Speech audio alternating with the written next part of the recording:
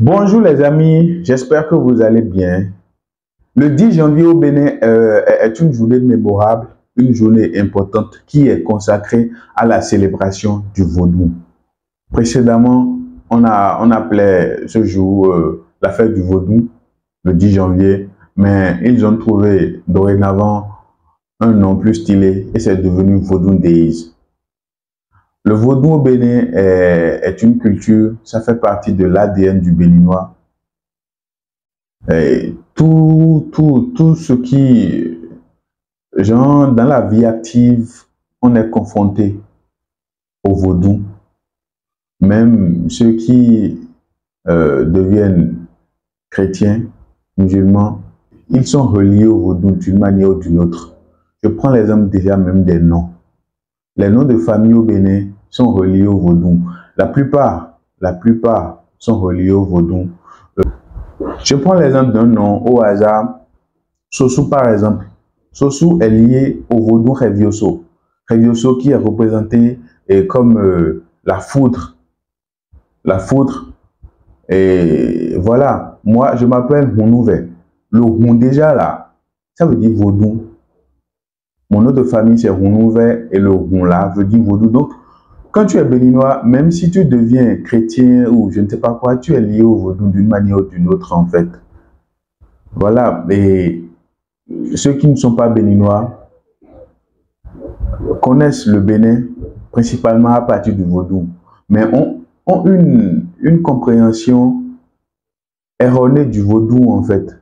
Pour eux, vaudou est synonyme de la sorcellerie. Or, la sorcellerie là, c'est partout, dans toutes les religions. On voit des sorciers dans toutes les religions en fait.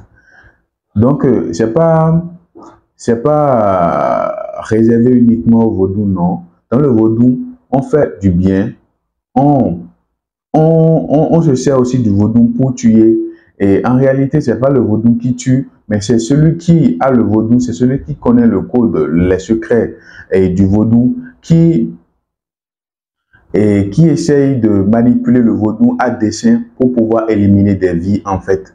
Je ne connais pas grand-chose du vaudou, hein, mais en tant que béninois, je ne suis même pas un adepte du vaudou.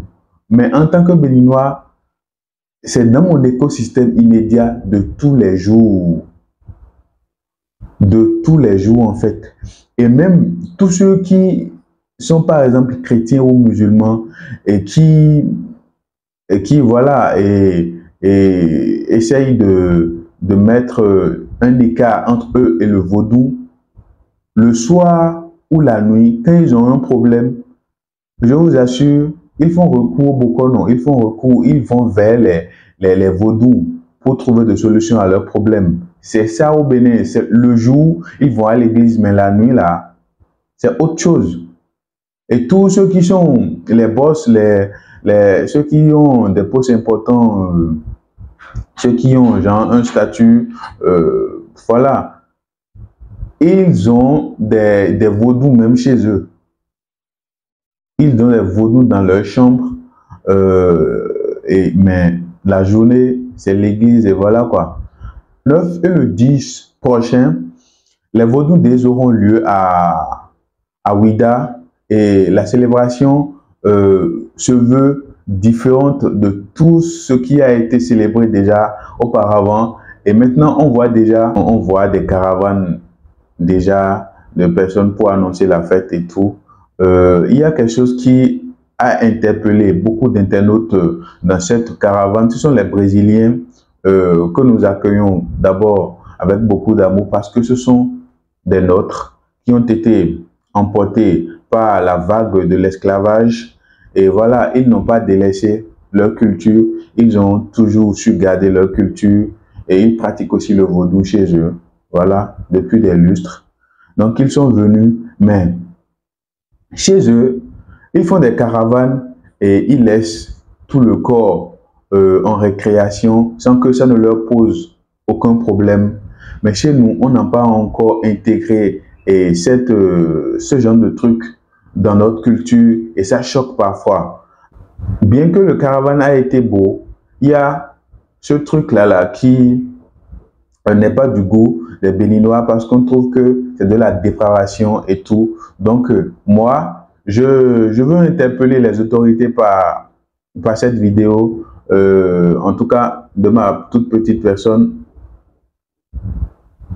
de pouvoir à l'avenir essayer de réguler, je dirais, le dress code de ceux qui vont faire le caravane pour qu'on ne voit plus ce genre de trucs, les fesses et tout. Je vous donne un avant-goût de par le caravane qui a été fait à Ouidah. Regardez jusqu'à la fin et soyez scotchés parce que je vais vous faire vivre le festival Vodou Days sur ma chaîne le 9 et le 10 janvier.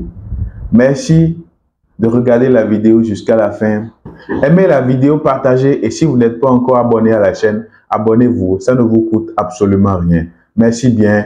Ciao, ciao.